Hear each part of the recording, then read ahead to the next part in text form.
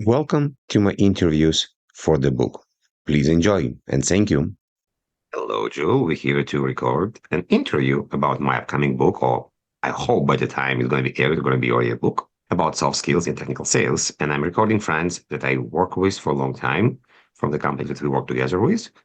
But before we go, please tell me what you're doing right now and about yourself.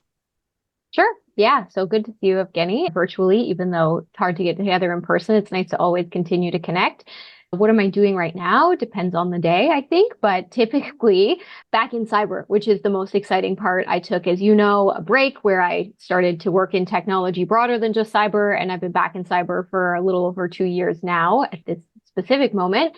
And I am responsible for our partner ecosystem in Canada. That includes our technology partners like Microsoft and CrowdStrike and things like that, but also includes our channel partner program. So I get the opportunity to work with lots of different people who are trying to help our customers identify the right cybersecurity solutions and make sure people can sleep better at night. And I get to talk about that all day long. And then when I'm not doing that, I'm chasing the kids around and those kind of regular things. So a little bit about me is that I've been in cyber for longer than I now care to admit. We're at that point, Evgeny, where we're like on the tipping point, right? When you're young, you're like, I've been in this for 2, 3, 5 years, whatever it is. And then you hear the number at some point and you think to yourself, no, I don't need to say the number. I've been in security for a long time. I've been in tech for a long time. And I I just usually really love say it. I've been in security for at least 40,000 hours and let people Oh, think I about how like it. long it takes because there's an idea that you need at least 10,000 hours to be proficient and To smart. be an expert. Yeah. So I think I already passed this, but in security, we always learn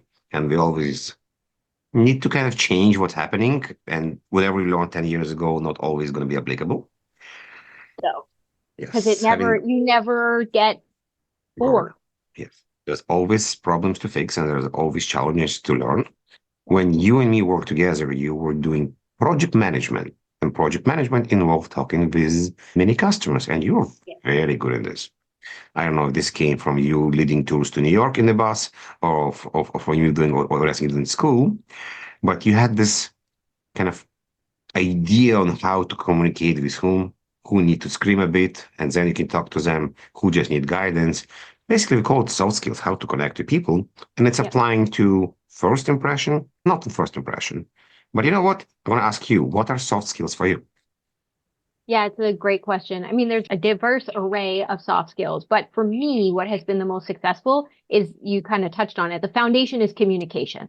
And in that, that includes being organized and being empathetic to people and building rapport and relationships and being aware of priorities and having some problem solving and time management skills. And then also just in reality, attention to detail is big for me and planning is big for me over my career, even in project management, but I've definitely honed it more since then is leadership. But again, like for me, it's like it comes back to when I get asked in an interview, right? What is the most successful skill or trait you're going to bring to this position? It's communication because I think, and I thank you for that very kind comment you made about me being really good at it. I think I've learned over the years that I have an innate ability to understand different perspectives and then help communicate to bridge the gaps. And so I could sit down with you and the technical team and you guys could geek out, for lack of better words, and show me what we were doing and what the challenge was and what we needed to accomplish.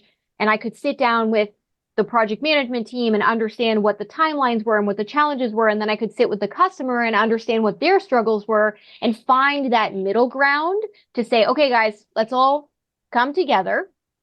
This is what we're trying to achieve together. And so that's why it's a bit of problem solving for me. It's some organization and time management and then leadership, but really just then being able to communicate to everybody, this is where we are, this is where we need to go, and identify how and when to communicate. Like you said, when do you need to put pressure? When do you need to maybe raise your voice? When are you being caring and relaxing and understanding? It really comes from that. For me, that's how I approach every problem. I like how you mentioned communication. I'm going to go deeper with this in a second. Is talking with your hands part of the communication It strategy is. or you For just me, it can't? is. Yeah. Every person talks differently, and mine, I require my hands. There was someone we formerly worked with who jokingly asked me one time, if I tied your hands behind your back, would you still be able to do this? And I said no, because I know that I can't. It's just part of how I communicate. So what's communication beside the hands mean? Let's kind of go deeper and try to make it wider. Yeah, so obviously it's the words you use, but the tone with which you use them, right? Like we're joking, we're jovial right now. If we were having the same conversation and I was not using a more jovial tone, it would come off differently. It's your body language. So that is part of my hands, but also like my body itself and what's happening in my face. That's how I deliver the message, right? That's how I show where I'm empathetic and I understand, but also show the strength in leadership when we needed customers to do a certain thing one way or another, being able to show them that strength and confidence in how I deliver it. So the body language, the tone, the words you use, very important. The medium with which you use it, which has changed drastically since you and I were doing that to now, because before we used to just get in a room with those people and we were with them all the time. I was at the customer side. I was in the office with the technical team. I hung out in the data centers with everybody overnight to try and understand what we were doing and better communicate. Now, the majority of the work that I do is like this. It's virtual or text. I text more for work now than I ever did before because it's just a fast medium. Slack, Teams, whatever communication channel your organization uses. So now it's become even more important when you're thinking about the medium, the words you use, the tone with which you send things, the punctuation. I don't know if you remember, but many moons ago, I feel like you would have done it too. A lot of us in leadership were asked to do, it wasn't Myers-Briggs, it was like a DISC profile to understand your personality type and then recognize the personality types of those people around you that you were working with. I'm not saying everybody needs to do that, but being aware of your communication style and how that is received by other personality types is huge, because I use short forms and I don't always use punctuation and I use run-on sentences. I didn't go to school for English. I speak English, obviously, but literature was not my area of focus. I went to school for math. I used 3 dots instead of the word therefore. I was all about shortcuts. I still am. But if I'm speaking with somebody who I don't have a good rapport with, I'm not going to use that if I'm not able to sit with them in person and be able to read their body language back to see how my message is landing. You now need to think about it from all different perspectives when you think about, like you said, what is everything included in communication? How am I delivering this message? What is the message? And how do I want it to be received by the person who's receiving it? And thinking through that process is equally as important as deciding the words you use, the punctuation you use, if I'm using my hands, yes, no, what my tone of voice is. I think it's all of those things. You mentioned something interesting that I want to understand more, because I think it's very important. And it's actually part of the book, because I think this is the biggest change. We used to go in a room. We used to be in the same physical space. You're able to see not just my upper part of the body. You can see what's happening. If I go here and I'm writing a note, and maybe right now you have no idea what I'm doing here. So there is less visibility. I may look on the screen and you're like, why are you not talking to me? But actually I'm talking to you, but you're on a different screen with me. What really changed? Walk me on the good stuff being in the same room, and potentially good things that change here, because there's good stuff that something new here. Yeah. Obviously, being in person makes it easier to pick up on those nuances, right? The saying is read the room. You can read the room better if you're physically in the room. You can see, is somebody, like you said, if I do this, is that because I'm like looking at my cell phone and I'm answering a text message and I'm not actually paying attention to you? Or is it because I'm writing something down? If you can see my pen and you see me writing something down, if you're in the room, you can see that I have a blank piece of paper and I'm just jotting down notes because I'm trying not to forget things. If you're on camera, you don't necessarily know that. So being in the room, the benefit is that you can be aware of what's happening. You can see very quickly how your message is landing. You can see if people are engaged in the conversation, how they're receiving what you're trying to put out there, and therefore you can pivot faster. It is harder to have the same communication skills online. But to your point, there are benefits to being online, obviously. It's hard to get everybody in a room together. People's schedules are always crazy. So you can likely get to that conversation faster now than you could have if you were trying to get everybody together in a room, because everybody's calendars are busy and so-and-so doesn't work from that office, or I need to commute, or I have something back to back in a different location.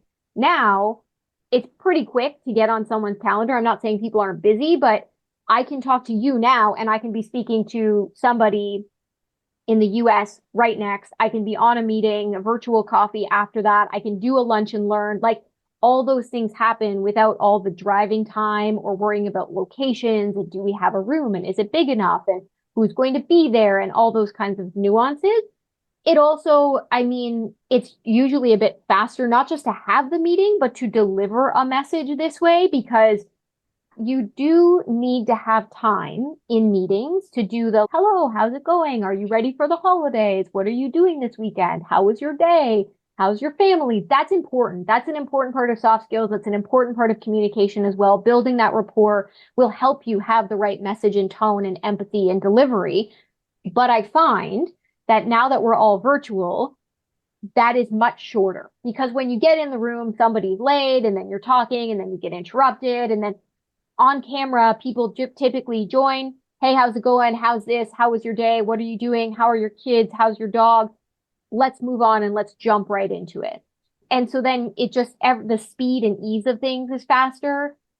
Also, because of AI, which is the next wave that we're in right now, but we're not fully there yet, right? It's going to change this a little bit more because I work with Microsoft a lot. Obviously, there's a lot of push around Copilot, and Copilot for Microsoft 365 already has the ability to not just record your meeting and transcribe it, which we've had for a little while, but then use generative AI to help identify those action items. So now I might not have to be doing the write down the notes because I'm using the tool to capture the notes and then put them into the team that's linked with this meeting and then assign people and put the deadlines and send the follow-up and do reminders and help me prep properly for meetings by sending me something an hour before and say, hey, Juliana, you're meeting with Evgeniy next. Remember, here's the topic. Here are the questions. Here are the notes you had. This is what you were supposed to prepare. And by the way, Evgeniy's cat might show up on the podcast. I don't know. It's going to give me those facts. I don't have to do that work to prep and get ready. And then I don't have to do as much work afterwards on the next steps. It's going to help with, like I was saying, time management, problem solving, but also should help people who maybe, don't know how to find the details on how to build that rapport or how to determine the type of communication. Generative AI is going to solve that for a lot of people. So it should continue. By the way, this particular interview is not sponsored by Microsoft, at least right now. Maybe in the future. We should work on that. We should work on that, yeah. So this is amazing, interesting topics and information as well. And I think majority of what you describe right now is actually related to communication with the people that you probably interacted before. So let's take this idea of rapport that maybe you can describe in your own words. What does it mean? Because everybody may say it a bit differently. But you have a meeting with a potential customer, with a potential partner, new. Describe me, what do you do? What's the process before the meeting, during the meeting? What's happening? Yeah, great question. Rapport with someone for me means that I've got, like you said, I do have a bit of a cadence with them, a relationship. I know a little bit about them. I can bring that in. I can really personalize things. It also means for me that I have a lot more confidence in how I'm going into something, especially if there is like not great news or a challenging conversation. It is far more difficult to do those things with somebody that you have not met before or have briefly met and you haven't had a chance to interact with. It's more difficult to determine how to approach it. So in that case, separate from the fact that now there are so many tools online that will help you mine data about them on LinkedIn and Facebook and Instagram and X and all those different places. Data is creepy. You can just say, do research. Do research with all of the tools that exist of life. If you do your research, which I highly encourage that people do their homework at least, right? I'm not saying go and look back at my pictures from 10 years ago, because that's probably not going to help you, but at least enough information to understand what my skill set might be about the topic we're going to talk about, where I might be interested, where we might have some similar people in our network. Oh, by the way, you and I both worked for the same company, but we didn't overlap. Anything. Just find any common threads. I see you love golf. I'm terrible at golf. Maybe one day we could golf together and you could laugh at me. Anything. I think we did, and we were terrible together. It's correct. Yes. Yeah. But it was fun, and that's what's important. But you need to find something to start the conversation to build a foundation from if you don't have rapport. So if I'm meeting with somebody new, I am going to do a little bit of homework or research or use tools, whatever I have available to me to find out something.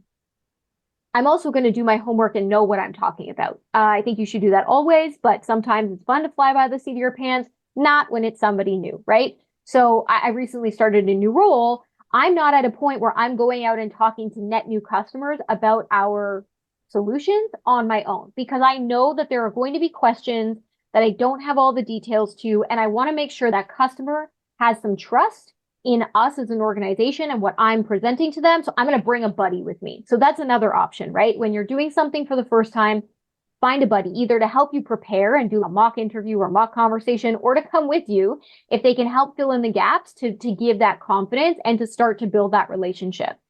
The other thing is when you're in person or in the room, virtual room, you do have to start with a, hey, so I just want to give you a quick intro. This is who I am. This is why we're chatting today. This is what I know about you and what you're looking for. But could you confirm I'm correct?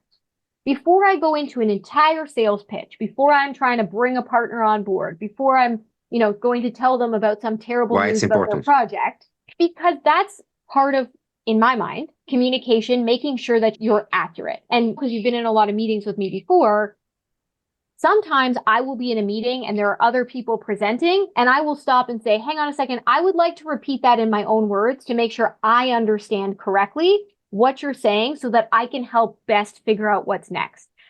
I think having a mutual understanding is crucial to success in conversations, in sales, in projects, whatever that is.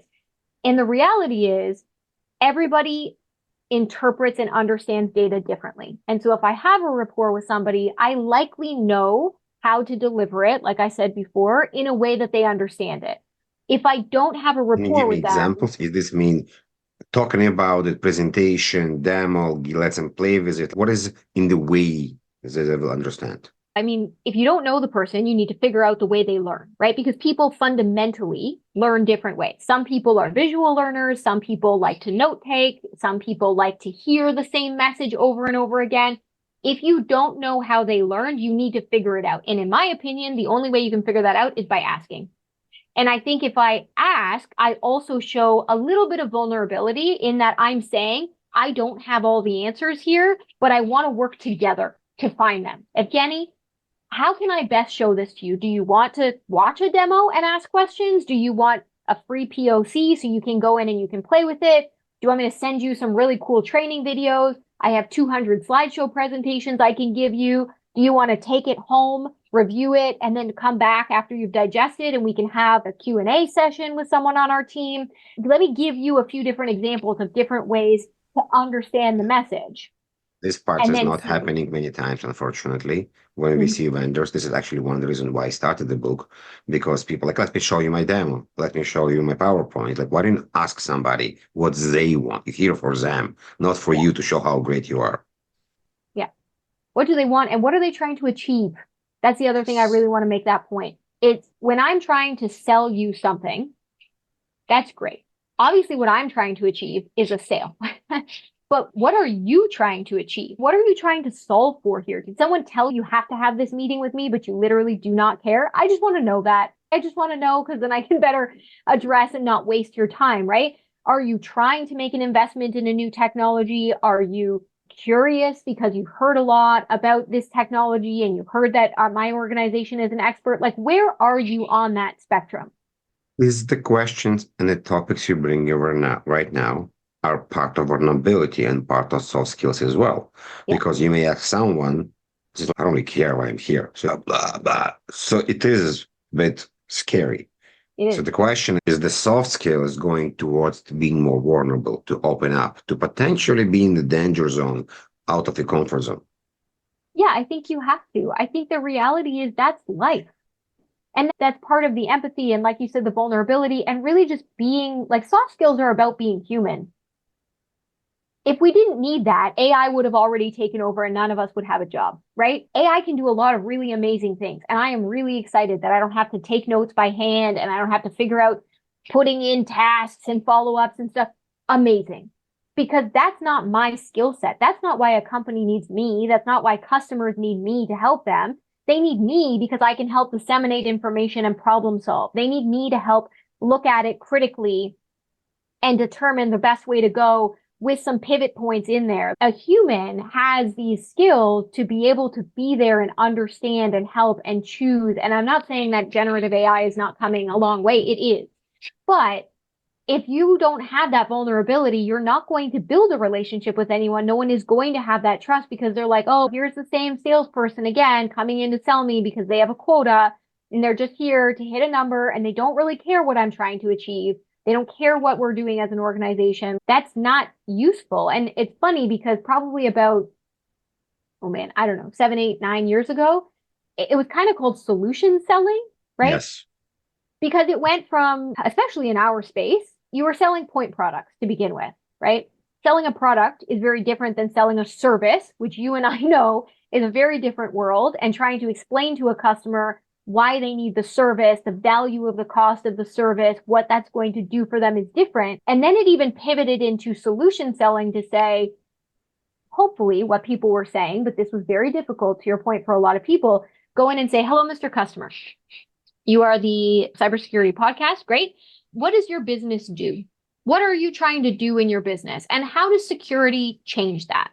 Are you selling widgets? Are you worried about someone hacking your production line? Or are you worried about someone trying to be Evgeniy and put out some podcasts on the web that aren't really from you with the wrong message? What are you trying to solve for here?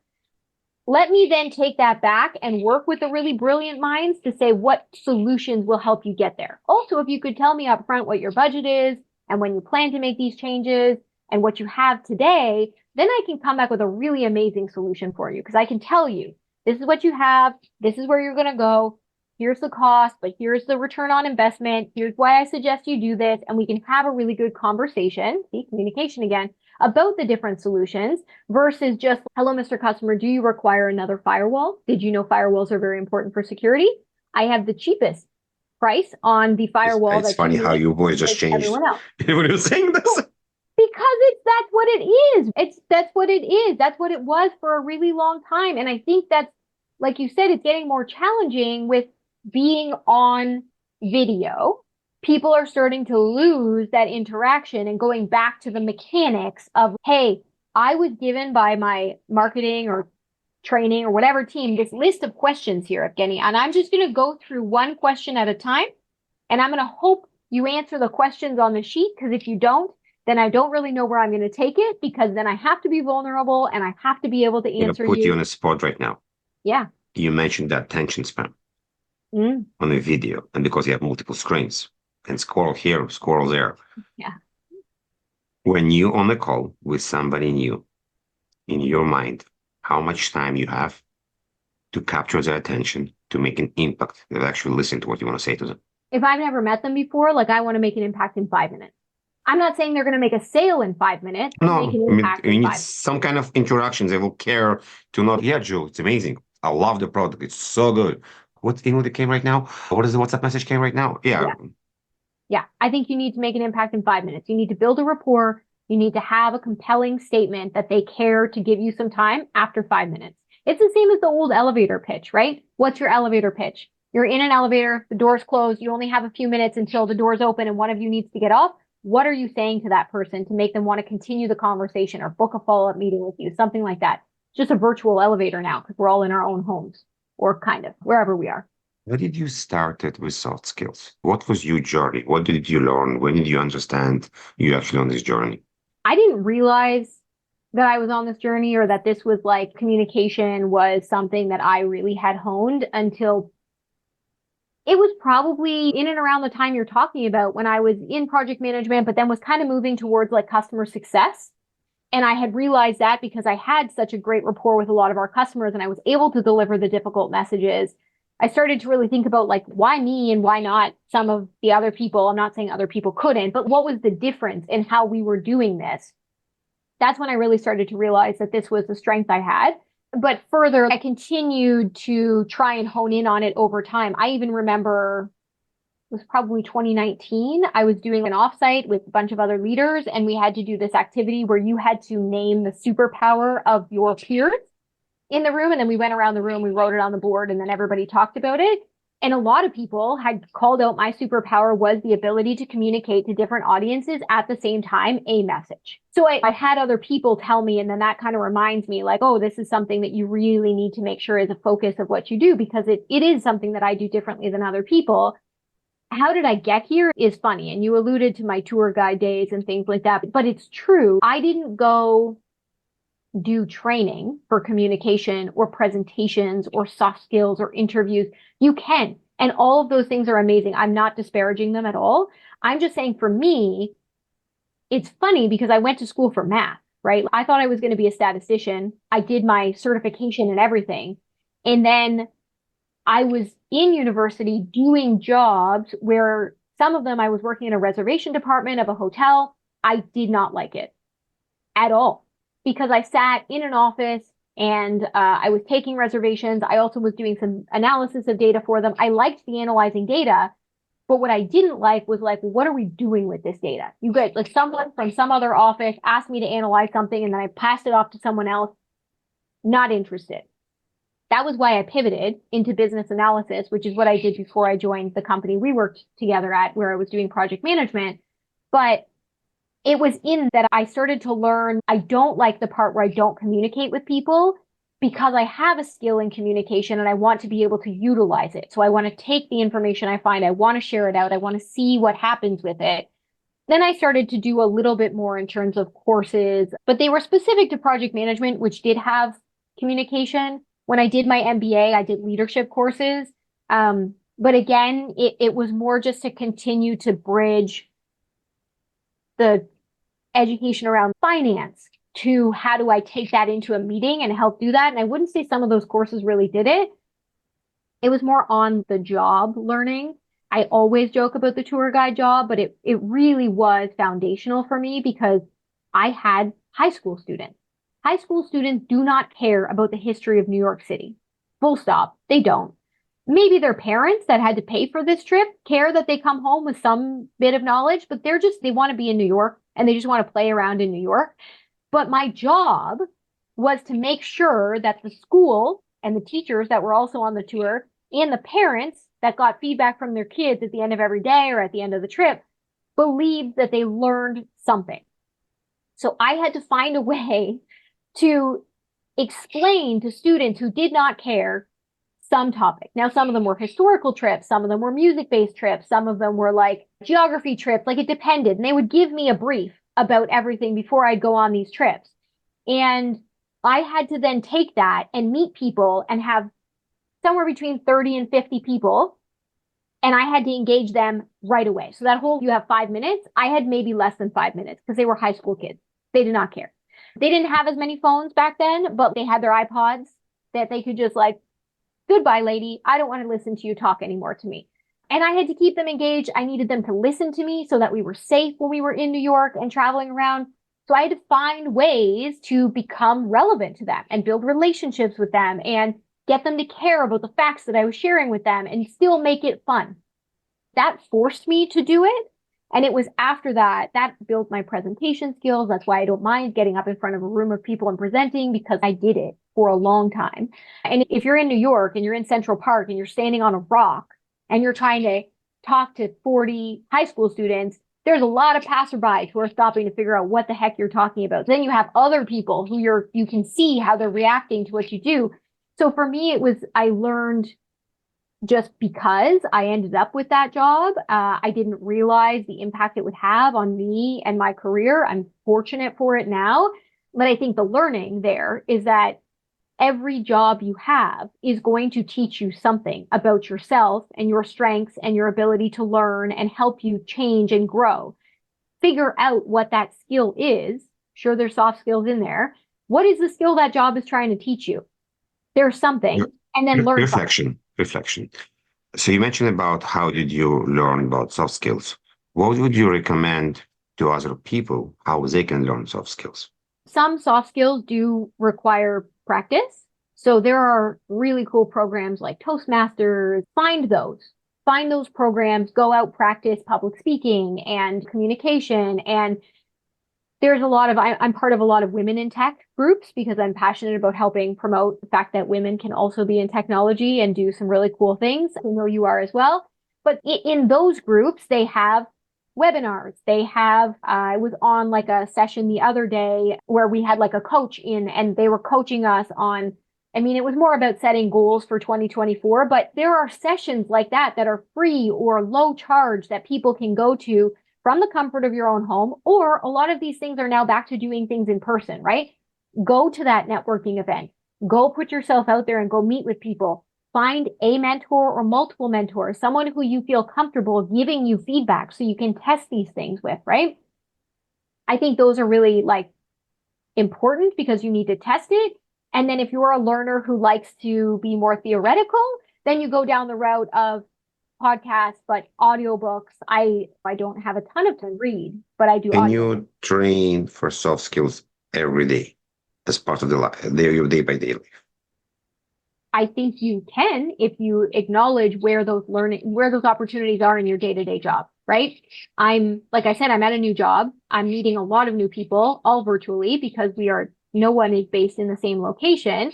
Everyone is super busy and I'm asking them to take time out of their schedule to help me learn a tool or a product or give me some historical information before I get in a meeting or join me in a meeting to help out. So I need to, like we said before, be vulnerable and ask for this help, but I also need to be sensitive to the time that I'm asking them for. I'm trying to build these relationships. Some of my meetings are just like, hey, I really just want to learn who you are and how can we work best together. You tell me, Evgeniy, how I can best work with you and what you think you can help me with. And there are other people where I'm like, hey, somebody gave me your name. I know you're really busy. If you had 10 minutes to answer these 3 questions, could I put that on your calendar? Just be clear and open and honest about what I'm trying to get, what I'm trying to learn. And in doing that, I'm improving my soft skills every day because every day I need to worry about how I communicate, how it's being received, making sure I'm aware of my time management and theirs, solving the problem of like, how do I learn uber fast so that I am not asking people for help, but I'm able to make an impact on the business right away. Like all of those things are going to continue to be improved if I recognize that's what's happening every day and take the opportunity to get feedback. It's not always fun, but you need to. That's how we all get better. So the fun part, I think you and me can always talk forever, and we kind of Yeah. did it back and work. It's always fun. I have a last question I want to ask you. You mentioned a lot what you did, how you learned. I'm wondering if you can reflect on someone that gave you advice about soft skills or the skill itself that kind of changed or impacted your life. Yeah, even just recently, I have a mentor who I admire quite a bit, and she has done some really amazing things in her career. And I went to her because I wasn't sure something was landing properly, and she's not in my company. She's not even in my industry, which is sometimes really great because you get a totally different opinion. And I was asking her to help me figure out how to solve this problem and really trying to bounce things off of her. And she said to me that she obviously would help me, but she was like, did you do the homework? Did you sit down and really think about how have you tried to land this? Why is it not landing? Who is your audience?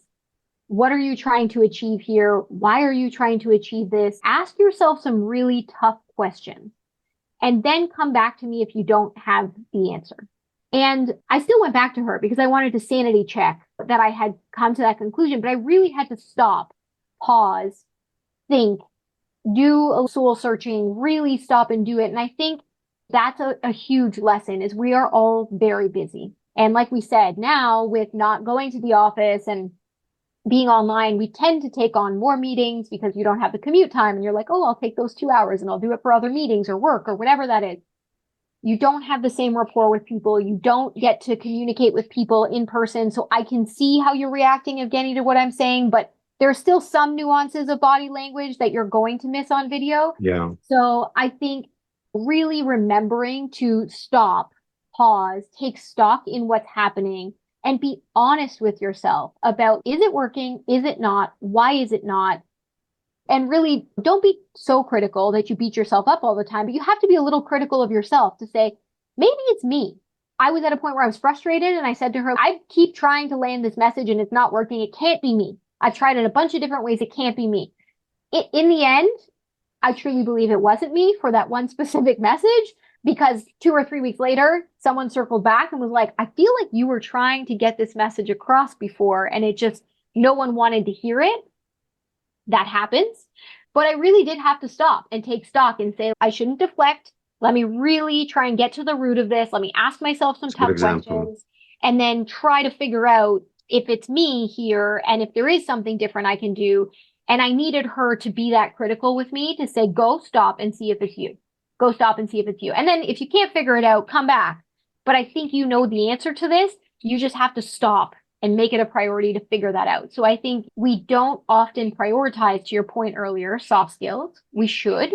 And we all make time for training on the next new technology and on AI and making sure that I can use the computer properly and the new cool phone I got with the apps and the features. And we need to stop and take equally as much time and importance on, am I growing my soft skills? Am I building on those? Am I improving? Where are the areas that I have an opportunity to get better? How, to your question, how can I get better at them?